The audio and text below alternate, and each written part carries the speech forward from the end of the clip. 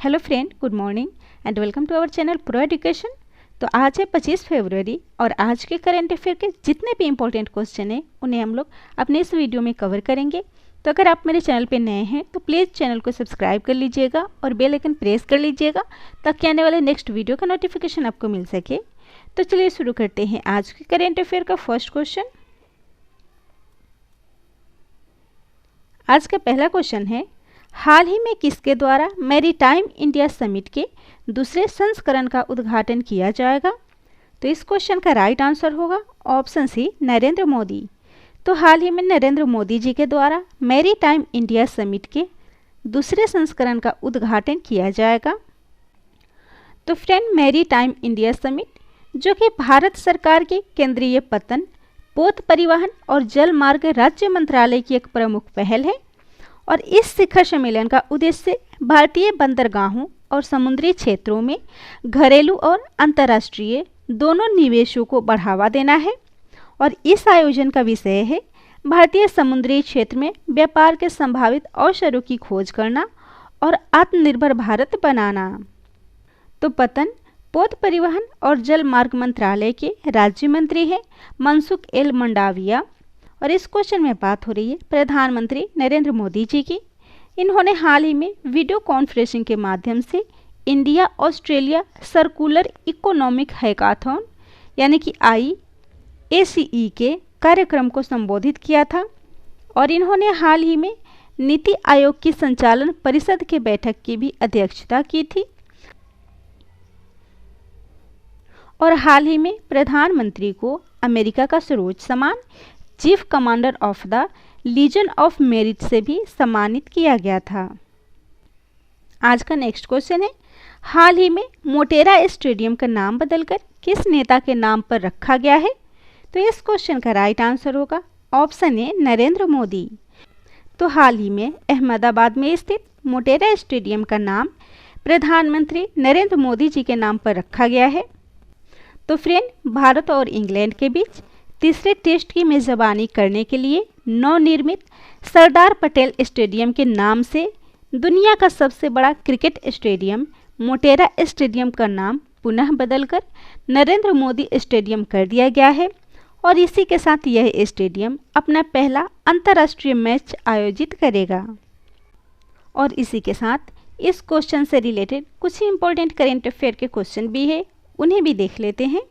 तो हाल ही में प्रवासी भारतीय केंद्र का नाम बदलकर सुषमा स्वराज भवन एवं विदेश सेवा संस्थान कर दिया गया है और इसके साथ ही RPF यानी कि रेलवे प्रोटेक्शन फोर्स का नाम बदलकर RPFS कर दिया गया है यानी कि रेलवे प्रोटेक्शन फोर्स सर्विस कर दिया गया है। और इसके साथ ही मानव संसाधन विकास मंत्रालय शिक्षा मंत्रालय के नाम से जाना जा रहा है। और हाल ही में हिमाचल प्रदेश में स्थित रोहतांग सुरंग का नाम बदलकर अटल सुरंग कर दिया गया है। और हाल ही में गुजरात के 2 फ्लाईओवर का नाम सुषमा स्वराज और अरुण जेटली के नाम पर रखा गया है। और इसके साथ ही लखनऊ की सड़कों का नाम बदलकर मध्य प्रदेश के पूर्व राज्यपाल लालजी टंडन के नाम पर रखा गया है। नेक्स्ट क्वेश्चन है, विश्व भोजपुरी सम्मेलन 2021 का आयोजन हाल ही में कहाँ किया गया है? तो इस क्वेश्चन का राइट आंसर होगा ऑप्शन सी, वाराणसी। तो हाल ही में वाराणसी में विश्व भोजपुरी सम्मेलन 2021 का आयोजन संपन्न हुआ है।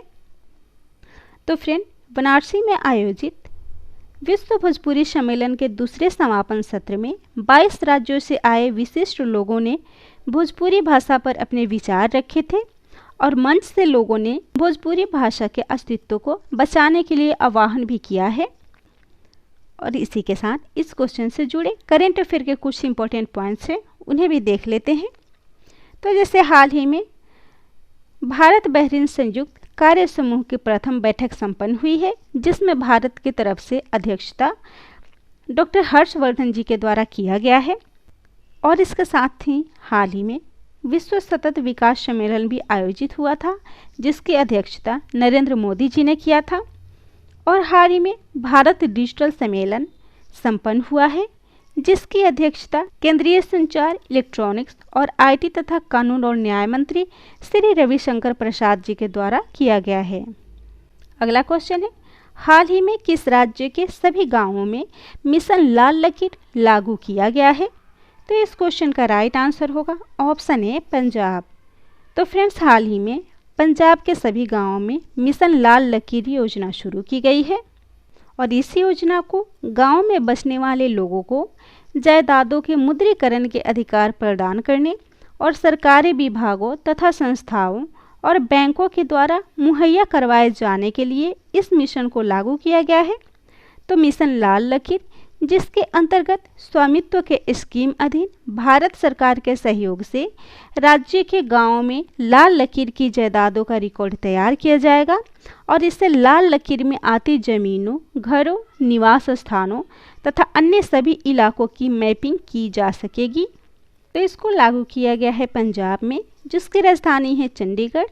मुख्यमंत्री हैं कैप्टन अमरिंदर सिंह, राज्यपाल हैं विजेंद्र पाल सिंह बदनौर और पंजाब का पड़ोसी राज्य है राजस्थान, हरियाणा और हिमाचल प्रदेश और उच्च न्यायालय है चंडीगढ़ और मुख्य न्यायाधीश है रविशंकर झा। लोकसभा सीट है 13, राज्यसभा सीट है 7 और विधानसभा सीट है 117।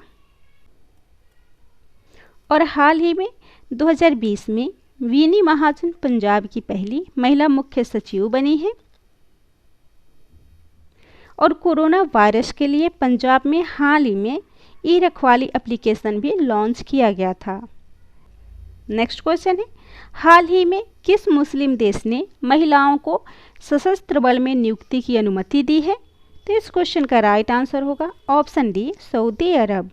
तो फ्रेंड्स, हाल ही में सऊदी अरब के द्वारा मुस्लिम महिलाओं को सशस्त्र बल में नियुक्ति की अनुमति दे दी गई है और अब सऊदी अरब में महिलाओं को सिपाही, लांस कॉर्पोरेल, सार्जेंट और स्टाफ सार्जेंट के रूप में भर्ती किया जाएगा और इस कदम का उद्देश्य देश में महिलाओं के अधिकारों को बढ़ावा देना है।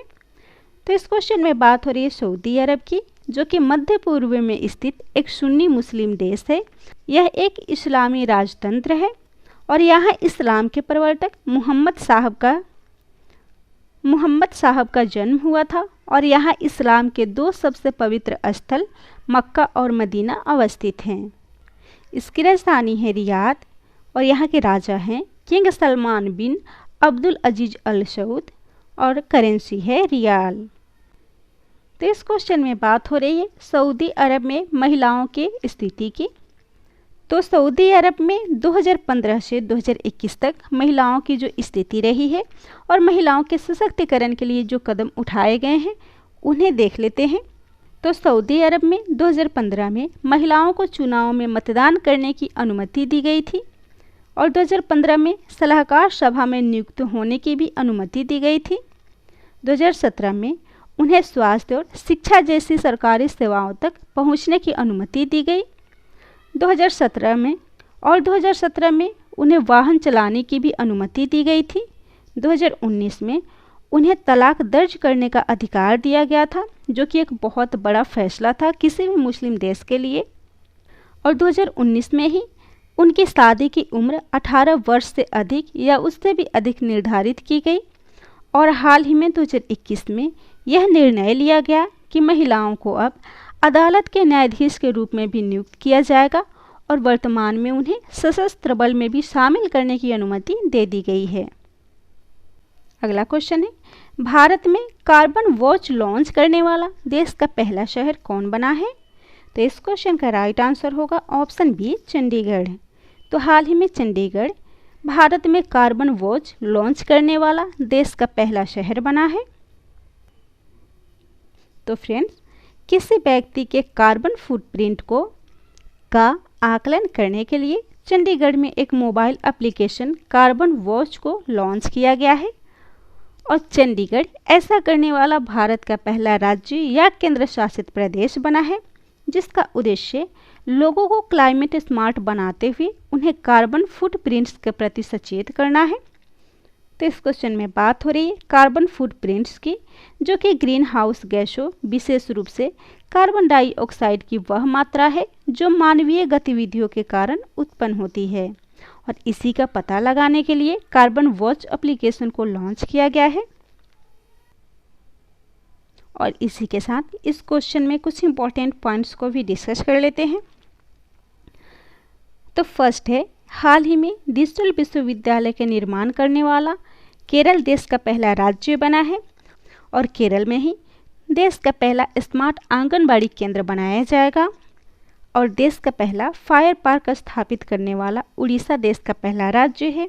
देश का पहला टायर पार्क पश्चिम बंगाल की राजधानी कोलकाता में बनाया जाएगा और देश का पहला खिलौना निर्माण क्लस्टर को कर्नाटक में स्थापित किया जाएगा और पेपरलेस बजट पेश करने वाला उत्तर प्रदेश देश का पहला राज्य बना है और हाल ही में असम में पूर्वोत्तर राज्यों का पहला कौशल विश्वविद्यालय खुला है और देश का सबसे ऊंचा एयर प्यूरिफायर फिल्टर को हाल ही में चंडीगढ़ में स्थापित किया गया है।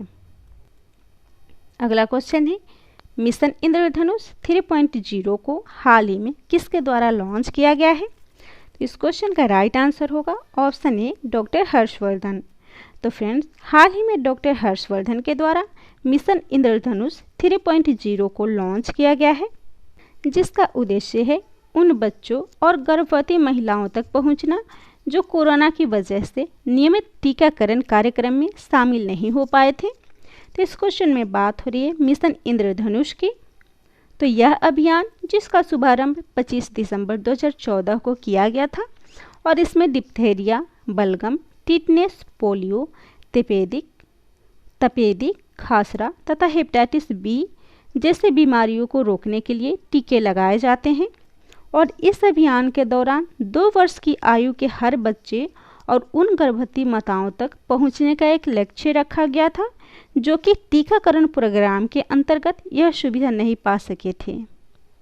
अगला क्वेश्चन है, किस अंतरिक्ष एजेंसी के एक अंतरिक्ष यान का नाम ब्लैक वुमन हिडन फिगर्स जो कि गणितज्ञ थी उनके सम्मान में रखा गया है? तो इस क्वेश्चन का राइट आंसर होगा ऑप्शन ए, नासा। तो फ्रेंड्स, नासा का एक अंतरिक्ष यान जिसका नाम ब्लैक वुमन हिडन फिगर्स के नाम पर रखा गया है। तो कैथरीन जॉनसन जो कि एक ब्लैक नासा गणितज्ञ थी और जिन्होंने पहले अमेरिकी crew space flight mercury Atlas 6 mission की सफलता में महत्वपूर्ण भूमिका निभाई थी और उनके सम्मान में सिग्नस NG-15 कार्गो को SS कैथरीन जॉनसन कर दिया गया है। तो फ्रेंड्स, श्रीमती जॉनसन एक अग्रणी गणितज्ञ थी जिन्हें उनके हस्तलिखित गणनाओं के लिए जाना जाता था और उन्होंने अंतरिक्ष यात्री जॉन ग्लेन की मदद की थी और उनके योगदान को ऑस्कर नामांकित फिल्म हिडन फिगर्स में भी दिखाया गया था। तो इस क्वेश्चन में बात हो रही है नासा की, जिसकी स्थापना हुई थी 1 अक्टूबर 1958 में। इसका मुख्यालय है वाशिंगटन DC, संयुक्त राज्य अमेरिका और इसके कार्यवाहक प्रशासक है स्टीव जूस्की। अगला क्वेश्चन है, केंद्रीय उत्पाद शुल्क दिवस हाल ही में कब मनाया गया है? तो इस क्वेश्चन का राइट आंसर होगा ऑप्शन बी, 24 फरवरी। तो फ्रेंड्स, हाल ही में 24 फरवरी को केंद्रीय उत्पाद शुल्क दिवस मनाया गया है और 22 फरवरी को विश्व चिंतन दिवस मनाया गया है और 21 फरवरी को विश्व मातृभाषा दिवस हाल ही में मनाया गया है। तो इस क्वेश्चन में बात हो रही है उत्पाद दिवस की। तो देश के केंद्रीय उत्पाद और सीमा शुल्क बोर्ड यानी कि CBEC की सेवा का सम्मान करने के लिए इस दिवस को मनाया जाता है और यह दिन CBEC और उनकी सेवाओं से जुड़े अधिकारियों को सम्मानित करने के लिए मनाया जाता है। तो केंद्रीय उत्पाद एवं सीमा शुल्क बोर्ड, जिसे पहले केंद्रीय उत्पाद और सीमा शुल्क बोर्ड के नाम से जाना जाता था, और सीमा शुल्क कानूनों को संचालित करने के लिए सीमा शुल्क और केंद्रीय उत्पाद शुल्क या केंद्रीय GST विभाग की स्थापना की गई थी, जिसके उपलक्ष्य में इस दिवस को मनाया जाता है और इसकी स्थापना की गई थी 1 जनवरी 1964 में। इसका मुख्यालय है नई दिल्ली और इसके अध्यक्ष है M अजीत कुमार। आज का लास्ट क्वेश्चन है, महिलाओं को उनके पति के पैतृक संपत्ति में सहस्वामित्व का दर्जा देने वाला देश का पहला राज्य कौन बना है? तो इस क्वेश्चन का राइट आंसर होगा ऑप्शन बी, उत्तराखंड। तो फ्रेंड्स, उत्तराखंड हाल ही में महिलाओं को उनके पति के पैतृक संपत्ति में सहस्वामित्व का दर्जा देने वाला देश का पहला राज्य बना है। तो फ्रेंड्स, उत्तराखंड महिलाओं को उनके पति की पैतृक संपत्ति में सहस्वामित्व का अधिकार देने वाला देश का पहला राज्य बना है और यह एक ऐतिहासिक निर्णय है जो महिलाओं को सशक्त बनाएगा। और इस फैसले के तहत यदि महिला तलाक लेती है या फिर दोबारा शादी नहीं करती है तो उन्हें उस संपत्ति में अधिकार होगा, और यदि महिला की कोई संतान नहीं भी होती है तब भी उन्हें उस संपत्ति पर पूरा अधिकार दिया जाएगा। तो इस क्वेश्चन में बात हो रही है उत्तराखंड की, जिसकी राजधानी है देहरादून और गर्मियों की राजधानी है गैरसैंण। मुख्यमंत्री हैं त्रिवेंद्र सिंह रावत, राज्यपाल हैं बेबी रानी मौर्य। और उत्तराखंड के करेंट की कुछ योजनाएं हैं, जैसे वेस्ट टू एनर्जी पहल, जिससे राज्य में उत्पन्न कचरे से बिजली बनाने के लिए शुरू किया गया है। और देश का पहला जैव विविधता पार्क को उत्तराखंड में स्थापित किया गया है। उत्तराखंड में बेरोजगार युवाओं की सहायता के लिए होप पोर्टल लॉन्च किया गया है। और साथ ही मुख्यमंत्री सोलर स्वराज योजना शुरू की गई है। और उत्तराखंड में प्लास्टिक लाओ मास्क पाओ योजना शुरू की गई है। और मुख्यमंत्री स्वरोजगार योजना भी हाल ही में शुरू की गई है। और नंदा गौरा देवी कन्याधन योजना शुरू की गई है। और साथ ही भारत के सबसे लंबे single lane motorable suspension bridge को भी हाल ही में उत्तराखंड में बनाया गया है।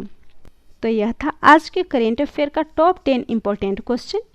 अगर मेरा वीडियो आप लोग को पसंद आता हो तो मेरे चैनल को सब्सक्राइब जरूर कर लीजिएगा और बेल आइकन प्रेस कर लीजिएगा, ताकि आने वाले नेक्स्ट वीडियो का नोटिफिकेशन आपको मिल सके। और जितना हो सके मेरे वीडियो को शेयर कीजिएगा।